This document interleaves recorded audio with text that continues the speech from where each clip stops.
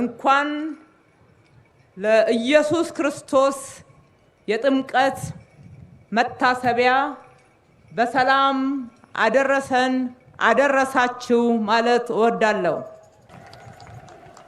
ጥምቀት በክርስትና እምነት ተከታዮች ዘንድ የዳግም ልደትና የመገለጥ ማሳያ ነው።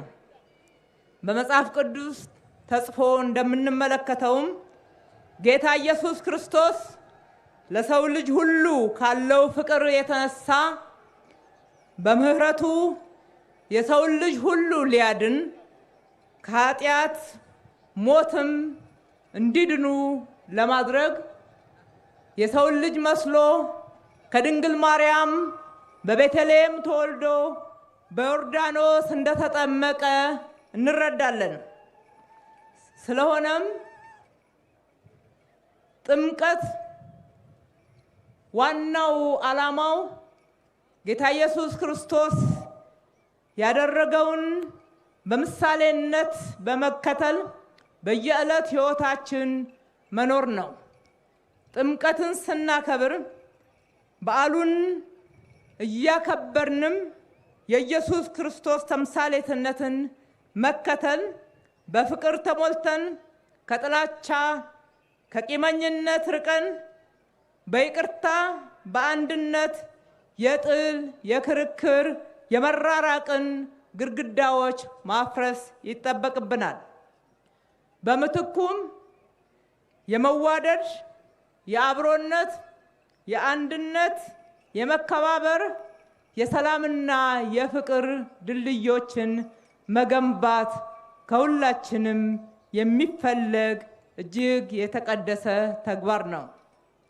የተከበራችሁ ብፁዓን አበው ሊቃነ ጳጳሳት፣ የበዓሉ ታዳሚዎች፣ መላው የክርስትና እምነት ተከታዮች፣ የጥምቀት በዓል በዓለም በማይዳሰስ ወካይ ቅርስነት ከተመዘገበ እነሆ 6 ዓመት ሞላው። ይህ ውብና ደማቅ ስርዓት ያለው ታላቅ በዓል ከሃይማኖታዊ በዓልነቱም በተጨማሪ ባህላችንን፣ ቋንቋችንን፣ ዜማችንን እና ህብረ ብሔራዊ አንድነታችንን ለዓለም ከፍ ባለ ሁኔታ የምናሳይበት በዓል ነው።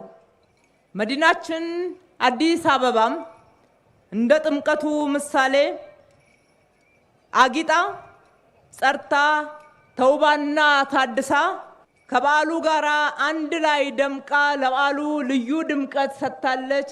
በርካታ ቱሪስቶችንም ለመሳብ ችላለች። ይህንን ውጤት በማስመዝገብ በኩል ከኢትዮጵያ ኦርቶዶክስ ተዋሕዶ ቤተክርስቲያን ጋር በቅርበት ሰርተናል። ውጤቱም የጋራችን ነው ብለን እናምናለን። ስለሆነም ለተደረገልን ትብብርና በአብሮነት ሆነን ከተማችንን በማስዋብ እነሆ ለእንደዚህ አይነት በዓላት ልዩ ድምቀት ልዩ ስበት በመጨመር በኩል አብረን ለሰራነው ስራ በራሴና በከተማው አስተዳደር ስም እጅግ አድርጌ ማመስገን እወዳለሁ። በመጨረሻም የጥምቀት በዓል የዓለምን አይን ወደ ኢትዮጵያ ወደ ከተማችን በመሳብ በኩል ከፍተኛ አስተዋጽኦ በማድረግ የቱሪዝም ሀብታችን ሆኖ ይቀጥላል። ዛሬም ይሄንን ውጤት እያስገኘ ነው። ስለሆነም ሁላችንም በፍጹም ኢትዮጵያዊ ጨዋነት እንግዳ ተቀባይነት እሴቶቻችንን ከፍ አድርገን ደምቀን ከተማችንና ሁሉንም ባህሎቻችንን አድምቀንበት የሀገራችንን መልካም ገጽታ እናስተዋውቅበት እላለሁ። ሁላችንም ለሀገራችን አምባሳደሮች እንሁን። በዓሉ የሰላም፣ የፍቅር፣ የአብሮነት እንዲሆንልን ከልቤ እመኛለሁ። መልካም በዓል። ፈጣሪ ኢትዮጵያና ሕዝቦቿን ይባርክ።